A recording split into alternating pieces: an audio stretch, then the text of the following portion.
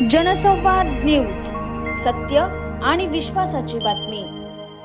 Social मीडियावर सध्या एक व्हिडिओ प्रचंड व्हायरल होत आहे। त्यात एक मनोरुग्ण नग्न अवस्थेत ट्रेनच्या महिला डब्यात चढला आहे।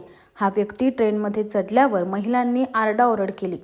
हा व्हिडिओ घाटकोपर रेल्वे स्थानकावरचा आहे। घाटकोपर रेल्वे स्थानकावर एसी लोकल थांबलेली तेव्हा हा मनोरुग्ण नग्न अवस्थेत चढला। सोमवारी दुपारी 16 डिसेंबर 2024 ची ही घटना असून 4:11 कल्याण एसी लोकल घाटकोपर स्थानकावर थांबले। ट्रेन स्टेशनवर आल्यावर लगेचच हा मनोरुग्ण या डब्यात चढला। हा व्यक्ती लोकलमध्ये चढताच खूप आरडाओरड झाला। मोटरमॅनने लोकल थांबवली। त्यावेळी बाजूच्या डब्यात टीसी होता। टीसीने मनोरुग्णाला बाहेर काढले।